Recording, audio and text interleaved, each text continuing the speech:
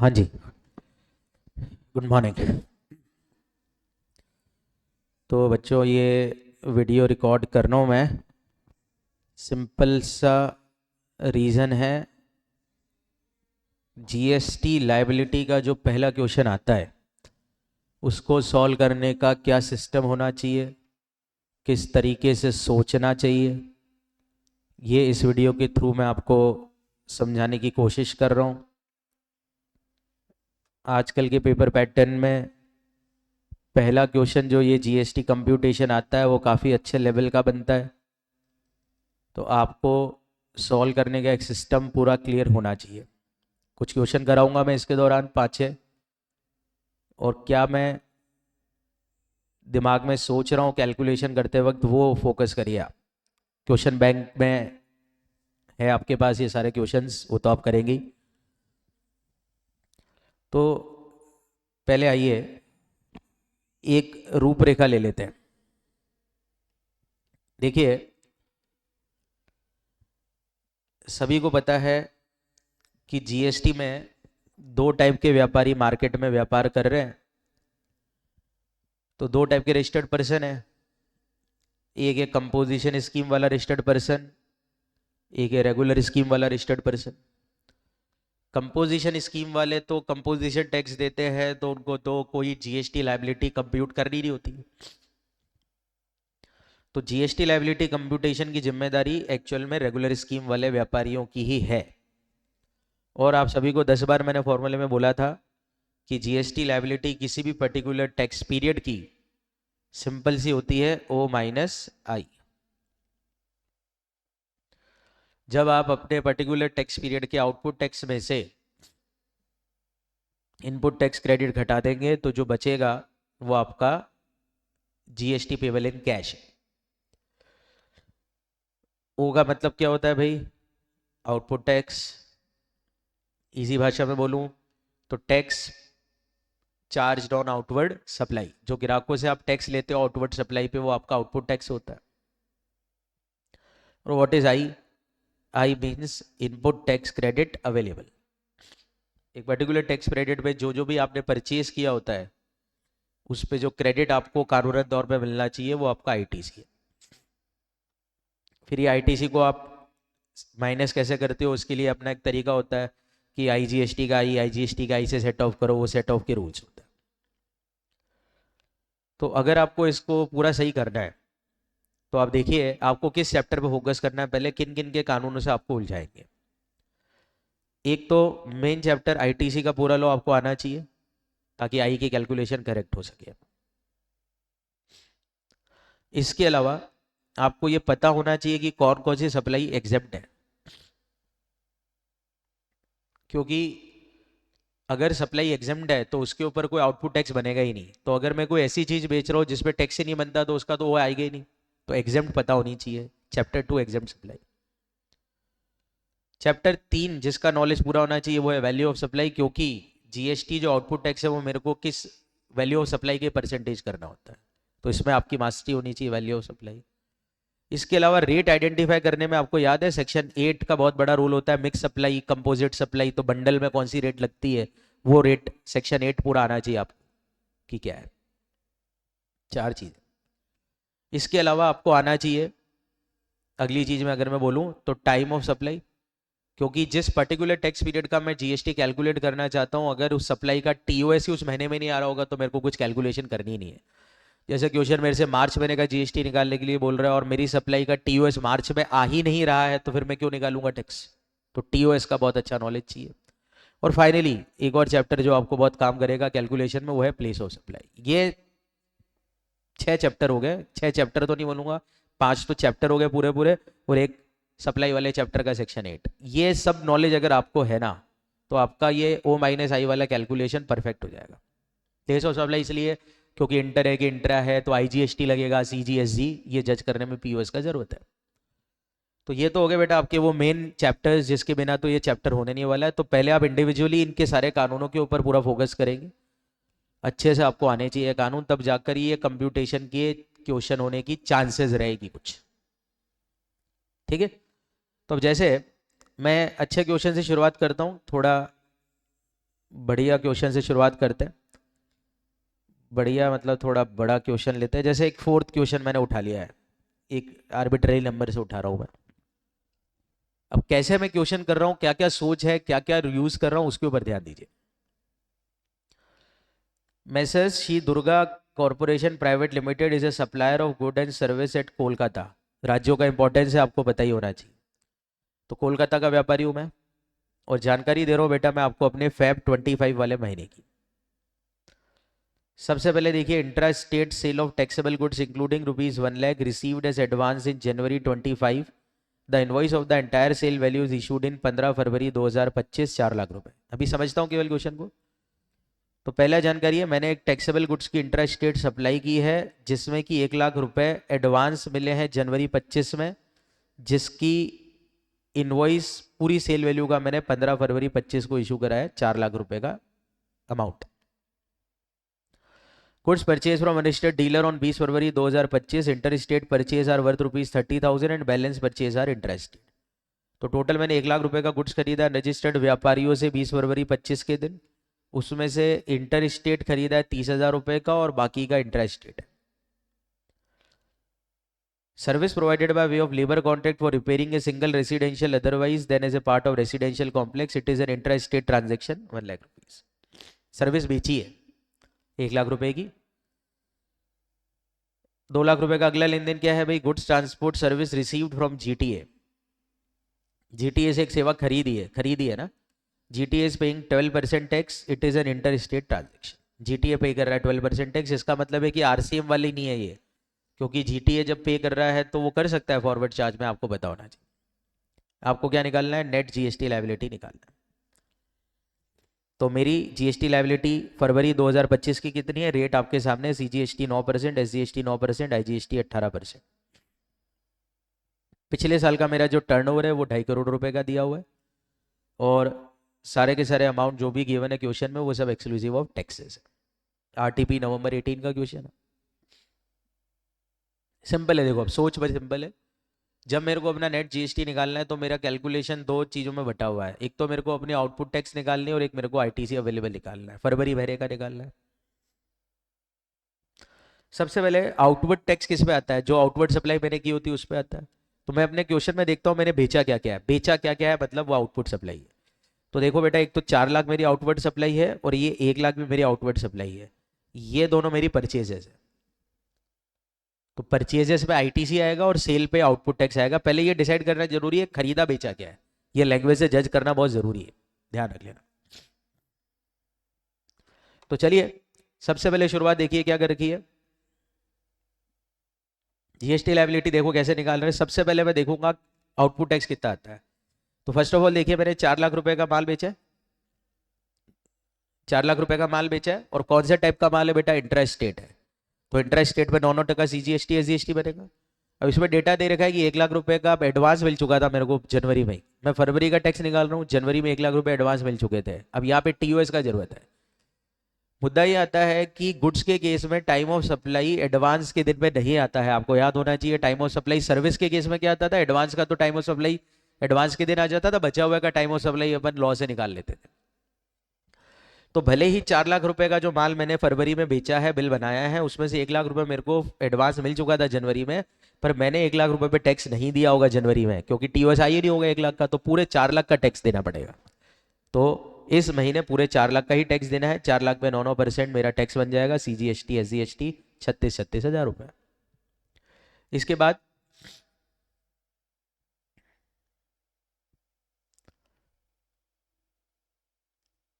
अगली चीज पे चलता हूं। और मैंने क्या बेचा, 1 लाख रुपए की सेवा बेची है, एक सर्विस बेची है मैंने, और ये सर्विस मैंने बेची है, रिपेयरिंग की सेवा बेची है। दिख रहा है आपको, labour contract for repairing a single residential unit otherwise than is a part of a residential complex, it is an intra state transaction. तो 1 लाख रुपए की एक और इंट्रा स्टेट सप्लाई की है।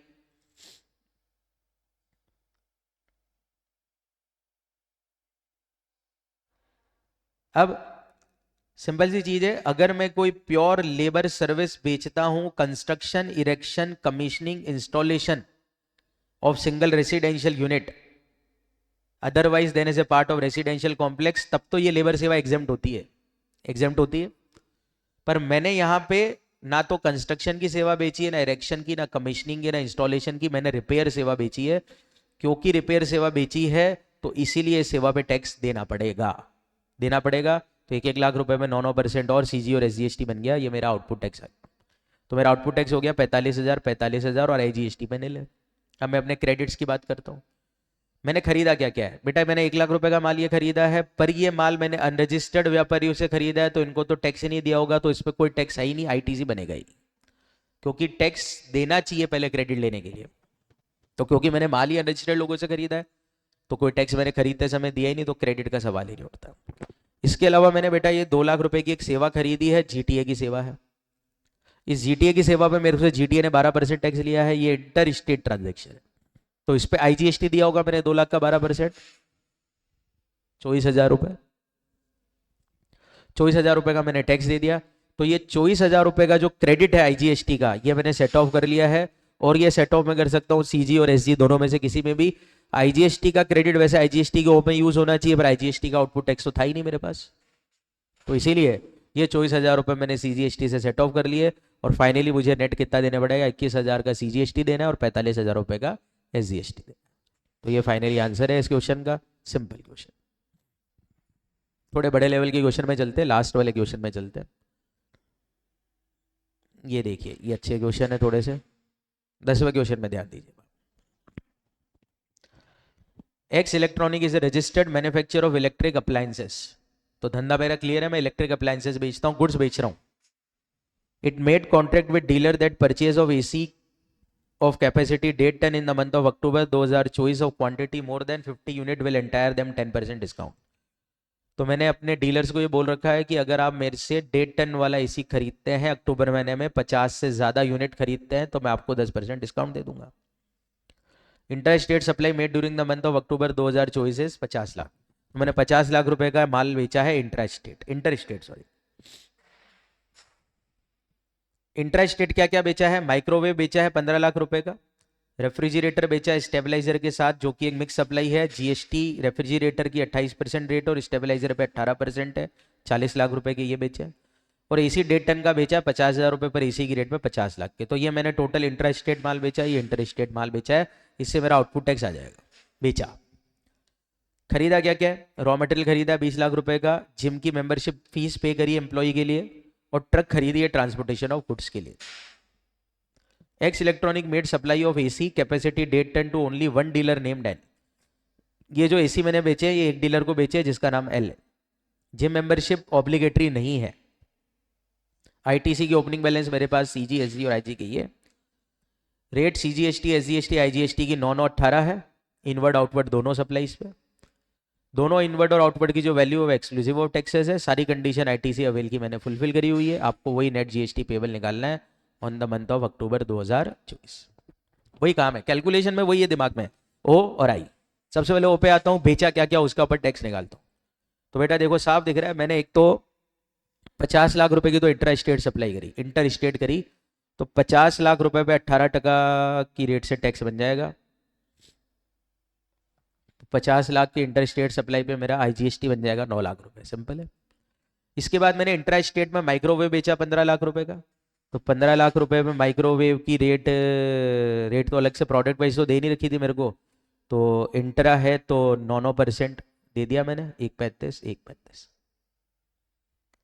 फिर मैंने रेफ्रिजरेटर बेचा स्टेबलाइजर के साथ, जो कि एक मिक्स सप्लाई है। अब मिक्स सप्लाई है तो पूरी की पूरी सप्लाई की वैल्यू पर सिंगल रेट लगेगी, ना तो रेफ्रिजरेटर की ना स्टेबलाइजर की। डिपेंड करेगा किस प्रोडक्ट की रेट ज्यादा है, मिक्स सप्लाई पे ये कॉन्सेप्ट लगता है। तो ज्यादा रेट 28% है, 14-14%, इसलिए 40 लाख पे टैक्स बन गया, 560-560।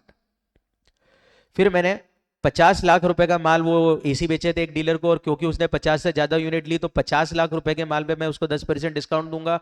डिस्काउंट वैल्यू ऑफ सप्लाई का पार्ट नहीं होता है, ब्लेस किया जाता है, तो इसलिए वैल्यू ऑफ सप्लाई जो हो जाएगी वो 45 लाख ही रहेगी।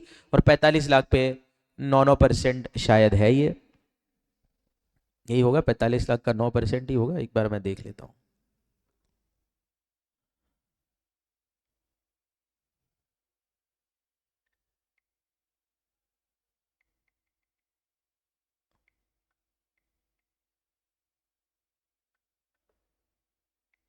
हम्म तो 9% ये टैक्स आ गया। ये मेरा बेटा आउटपुट टैक्स लाइबिलिटी आ गया। 11 लाख रुपए का सीजीएसटी देना है, 11 लाख रुपए का एसजीएसटी देना है और 9 लाख रुपए का आईजीएसटी देना है। इतना भी कर लिया ना तो भी नंबर मिलते बेटा। आउटपुट टैक्स को निकालना बहुत आसान है। जो बेचा उसका टैक्स आ गया मेरा। अब मेरे को चाहिए जो खरीदा उसका क्रेडिट। अब क्रेडिट के नाम पे जब मैं आता हूं तो आइए, मेरे पास ओपनिंग बैलेंस आईजीएसटी का पड़ा हुआ था 58, 70 और 10 लाख रुपए दिया हुआ है, साफ दिया हुआ है। सिंपल है। ज्यादा अगर आप टेंशन से करोगे तो फिर गलती होने की चांसेस है। इजी रखोगे चीजों को तो डेटा बहुत सिंपल होता है। लैंग्वेज पे खेलना है आपको। लैंग्वेज क्या है उसको समझने की कोशिश करिए। और मैंने बोल दिया वो 5-6 चैप्टर, उसके कानूनों को आप ऐसे अपने दिमाग में डाल लीजिए कि भैया जो है जो उसी से प्रॉब्लम सॉल्व होगी है वो महीने साई में, उसी से कुछ ना कुछ आने वाला है, उसी का कुछ तड़का लगने वाला है, ऐसा बोल सकते हैं। अब आईटीसी का ओपनिंग बैलेंस तो मैंने लिख दिया। अब आप देखेंगे मैंने खरीदा क्या क्या है। मैंने रॉ मटेरियल खरीदा है 20 लाख रुपए का, और ये सब इंट्रा स्टेट है, ध्यान रख लेना। तो 20 लाख रुपए में 9% मैंने दिया होगा, सीजीएसटी एसजीएसटी क्रेडिट मिल जाएगा पूरा रॉ मटेरियल का। जिम मेंबरशिप फीस की करी, मतलब एक सर्विस खरीदी है, पर आपको पता होना चाहिए शायद ये सर्विस ब्लॉक क्रेडिट है। अगर एम्प्लॉय के लिए ये सर्विस मैं खरीदता हूँ स्टैच्यूटरी ऑब्लिगेशन के कारण तो क्रेडिट मिल सकता है, एक्सेप्शन जरूर था, पर बाकी तो क्रेडिट ही नहीं है। तो ये तो ब्लॉक क्रेडिट है, इसका क्रेडिट मिलेगा ही नहीं। ट्रक खरीदा है, ट्रक के ऊपर चुका है कि जीएसटी का क्रेडिट मिल सकता है, क्योंकि गुड्स के ट्रांसपोर्टेशन में काम आने वाली गाड़ियां एलिजिबल है क्रेडिट के लिए। तो क्रेडिट मिल जाएगा 20 लाख और 30 लाख दो परचेजेस पे। तो 20 लाख पे 9% क्रेडिट मिल गया और 30 लाख पे भी 9% मिल गया, 50,000 रुपये मिला नहीं। तो क्रेडिट मेरे पास हो गया, ये टोटल आईटीसी हो गया 5, 8, 5, 20, 10 लाख। अब ये क्रेडिट मैं आराम से सेट ऑफ कर लूंगा। अब कैसे करूंगा सेट ऑफ आपको बताइए। सबसे पहले आईजीएसटी का आई को ठिकाने लगाना है जो कि 10 लाख रुपए है। तो आईजीएसटी का आई से ठिकाने लगा दिया, 9 लाख रुपए तो इससे लगा दिए आईजीएसटी की ओर से। बचा हुआ आईजीएसटी का आई मैंने सेट ऑफ कर लिया। अब मेरे पास देख लो अच्छी तरह से 11-11 लाख का आउटपुट टैक्स है सीजीएसटी का, और आई में मेरे पास पड़े 5, 8 और 5, 20, मतलब मेरे पास आई ज्यादा है एसजीएसटी का। तो इसलिए मैं बचा हुआ आईजीएसटी का आई यूज कर रहा हूँ सीजीएसटी के होगी अगेंस्ट। तो 1 लाख रुपए यहाँ पे ठिकाने लगा दिए और 5, 8 और 5, 20 अपने अपने ठिकाने लगा दिए। तो फाइनली मेरे को जो कैश में देना है 4/92, 4, 5, 80 और सिंपल क्वेश्चन। एक और करा देता हूँ मैं आपको। इलिस्ट्रेशन 11 क्वेश्चन तो देखो सारे सॉल्व हैं आपके पास, केवल आप फोकस करिए कि मैं कैसे सोच रहा हूँ और किस प्रकार से मैं इसको अटेम्प्ट कर रहा हूँ। ABC Limited, a registered supplier in Surat, Gujarat, has calculated net GST liability after adjusting ITC in the books on the month of February 25। मतलब मैंने अपना नेट जीएसटी निकाल रखा है बेटा 2 फरवरी, मैंने कहा 3 lakh, 2.5 lakh, 3 lakh. During the above month the following additional information is provided by BC limited. अब ये कैलकुलेशन तो मैंने करके रख ली अपनी नेट जीएसटी की, O minus I set off करके नंबर दे रखा है मेरा। ही लैंग्वेज पे खेल लेना। इसके अलावा अब जानकारी और है। The company has given on hire 5 truck to one of the transporter of Vadodara a GTA for transporting goods for 10 days। The hiring charges for the truck were 7500 per truck per day, 3,75,000। तो बेचा है बेटा, खरीदा नहीं है, ध्यान रखना है ना। मैंने 3,75,000 रुपए में अपनी ट्रकों को किराए पे दिया है किसी दूसरे आदमी को, समझ आ गया। और उससे मैंने 7500 रुपए के हिसाब से जो अमाउंट बनता है 375 का अमाउंट चार्ज किया। तो बेची एक सर्विस। लैंग्वेज भी होगा खेला खेल, मैं बार बार कह रहा हूं। The company sold goods to Axon company of Delhi on 6 January 25 with a condition that interest at 2% month will be charged on invoice value of Accent company failed to make payment within 30 days of the delivery of the goods. Goods were delivered and also the invoice was issued on 6 January 25। Accent company paid the consideration for the goods on 20 February along with the applicable interest। 5 lakh रुपए का माल बेचा मैंने action company को 6 January 25 को बेचा था, और ये कंडीशन दी थी कि 2% पर मंथ ब्याज लगेगा अगर उसने 30 दिन में पेमेंट नहीं किया है तो। गुड्स और बिल मैंने बना दिया था 6 जनवरी को, और उसने मेरे को पैसा दिया 20 फरवरी को, यानी कि 30 दिन में नहीं दिया है, तो इसलिए ब्याज भी लिया मैंने। The company sought legal consultancy service for its business from AN advocate, a partnership form advocate student in Gujarat. 1.5 lakh रुपए की एडवोकेट की सेवा खरीदी है ना, ध्यान रखना। Company ordered 3,000 packet of tool which are to be delivered by supplier of Delhi via 3 lot of 1,000 packet monthly. The supplier is the invoice for the full quantity in Feb 25 and the last lot would be delivered April 25। 5 lakh रुपए का मैंने tools खरीदे किसी से, bye करा again वापस से, 3 lot में ये माल आएगा मेरे सामने, जिसमें से पहला लॉट मेरे पास फेब में आएगा और लास्ट लॉट अप्रैल में आएगा। कानून याद आ जानी चाहिए आपको, पढ़ते पढ़ते याद आ जाएगा।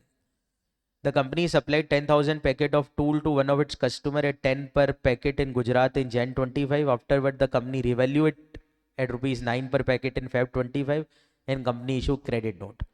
ठीक है, तो जनवरी महीने में मैंने 10,000 पैकेट किसी ग्राहक को 10 रुपये में बेच दिए थे। बाद में मैंने इसका रिवैल्यूएशन 9 रुपये में कर दिया था, कम कर दिया 1 रुपये बाद में, और बाद में 1 रुपये पर पैकेट के हिसाब से उसको क्रेडिट नोट बना के दे दिया। रेट ऑफ जीएसटी आपकी 9, 9 और 18 है। आपको जीएसटी निकालना है, अब सही वाला निकालना है। कौन से महीने का? Feb 25 का। देखो नेट मैंने ये तो निकाल ही रखा था, लिख दिया मैंने। इसके अलावा मैं जो ऊपर के गड़बड़ है वो सही कर लेता हूँ। अब पहली चीज आइए बेटा, 3,75,000 रुपये में मैंने एक चीज बेची है, तो इसके कारण मेरा आउटपुट टैक्स और बढ़ेगा, सीधी सी बात है, 3,75 के कारण। पर अगर आपको याद हो तो हायरिंग की जो सेवाएं हैं, कुछ सेवाएं हायरिंग की एग्जेम्प्ट होती है, और उसी में एक सेवा होती थी कि अगर मैं गुड्स ट्रांसपोर्ट एजेंसी को गुड्स ट्रांसपोर्टेशन से रिलेटेड गाड़ी हायर करता हूं तो वो एग्जेम्प्ट है। इसलिए 3,75 की वैल्यू पे कोई टैक्स बनेगा नहीं, नो ट्रीटमेंट, एग्जेम्प्ट सप्लाई है, कोई टैक्स वैक्स नहीं बनेगा इसके ऊपर। आइए जी, अगला क्या है? ठीक है, फरवरी का निकाल रहा हूं मैं, ध्यान रखना। जनवरी में मैंने क्या करा था बेटा, 5 लाख का माल बेचा था, बिल भी जनवरी में बना दिया था, तो इसका जीएसटी तो जनवरी में लग गया होगा, टैक्स जो भी था। पर फरवरी में मेरे को पैसा मिल रहा है लॉन्ग विथ इंटरेस्ट, तो आपको याद होना चाहिए कि नॉर्मली जो गुड सप्लाई में करता हूँ उसका टाइम ऑफ सप्लाई तो आता है डेट ऑफ इनवॉइस और लास्ट डेट ऑफ इनवॉइस। क्योंकि बिल मैंने जनवरी में बना दिया था, तो इसका इस सप्लाई का जीएसटी तो जनवरी में मैं दे चुका हूँ, पर जो लेट फीस इसकी मिली है मेरे को, वो तो अभी फरवरी में मिली है। और फरवरी में अगर मिली है तो लेट फीस का टाइम ऑफ सप्लाई तब आता है जब मेरे को पेमेंट मिलता है, टाइम ऑफ सप्लाई का लॉ लग रहा है। तो क्योंकि लेट फीस फरवरी में आया है, तो फरवरी में मेरे को उस लेट फीस के ऊपर टैक्स बनेगा, आउटपुट टैक्स बढ़ेगा मेरा। तो लेट फीस मिल जाएगा 5 लाख पर, 5,90,000 रुपये पे बन गया, क्योंकि 5 लाख का सामान था प्लस 9 वो जीएसटी जोड़ के मैंने ग्राहक से 590 का अमाउंट लिया होगा शायद। तो 5,90,000 में 2% की रेट से जो जीएसटी है वो निकाला है इन्होंने 5,900, दिख रहता हूँ मैं, 15 दिन का ये टैक्स निकाला है। Interest on delayed payment of 15 days 6 फरवरी 25 से लेकर 20 फरवरी 25 का, ये वैल्यू ऑफ सप्लाई में जुड़ेगा, सेक्शन 15 लग गया है। Interest on delay payment collected is assume to be inclusive of GST, further the invoice value has to be taken as inclusive of GST for computing the set panel. तो पहले तो bill यानी कि जो मैंने इंटरेस्ट है वो bill GST जोड़कर जो अमाउंट है उसमें निकाला है, तो ये अज्यूम करा है। तो जो इंटरेस्ट में कैलकुलेट कर रहा हूँ वो 590 पे कर रहा हूँ, 15 दिन का कर रहा हूँ, 2% की रेट से कर रहा हूँ, 5,900 रुपये। और 5,900 रुपये जो ब्याज है उसमें फिर टैक्स जुड़ा हुआ है, तो इसलिए उसके ऊपर से टैक्स मैंने अलग कर लिया आईजीएसटी का, क्योंकि ये इंटरेस्टेड ट्रांजेक्शन था शायद जो आपके सामने है।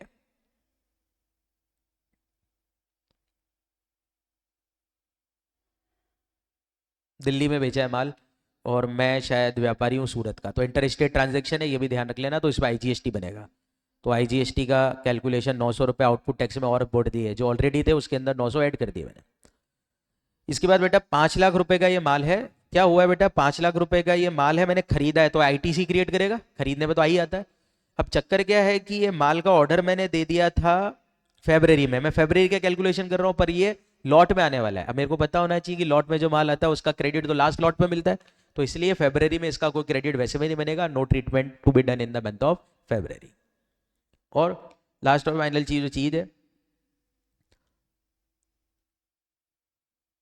एक और चीज क्या है, हाँ, एक 1.5 लाख रुपए की मैंने सेवा खरीदी है वकील से, ये भी ऊपर की छूट गई है, ये मेरा आई बनेगा। तो 1.5 लाख रुपए की जो सर्विस मैंने वकीलों से खरीदी है, इसका मैं क्रेडिट ले सकता हूँ। ये अलग बात है कि इस पर आरसीएम लगता है, टैक्स मुझे ही देना पड़ेगा, पर ये आरसीएम वाला जो टैक्स है इसका मैं क्रेडिट ले पाऊंगा, ये ध्यान रख लेना। और ये गुजरात से ही खरीदा गया है, तो मैं भी गुजरात राज्य का हूँ, खरीदी भी गुजरात से, तो ये इंट्रा स्टेट ट्रांजेक्शन है, ध्यान रखें, आई बनेगा इसका।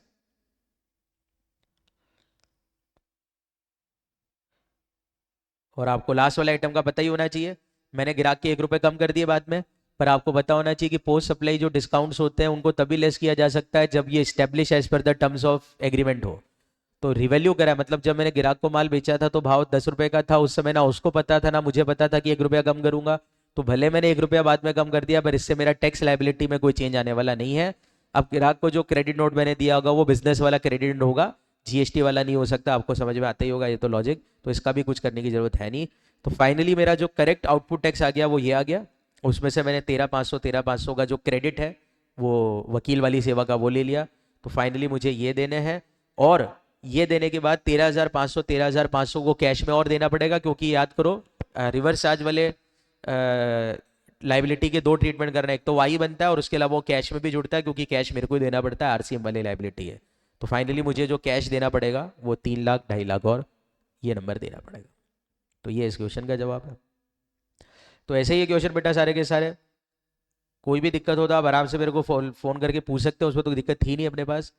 और बस मैंने बोल दिया कि ये क्वेश्चन करने के लिए आपको ये 4-5 चैप्टर की मास्टरी होनी चाहिए, इसका एक एक कानून आपको आना चाहिए, ताकि क्विकली पता पड़ जाए कि क्या है और क्या नहीं है। तो होप आपको समझ में आया होगा कैसे क्वेश्चन अटेम्प्ट करने। वीडियो अच्छी लगे तो बस वही है, लाइक कर दिया करें, आप ही के लिए वीडियो बनाई जाती है। चलिए, धन्यवाद।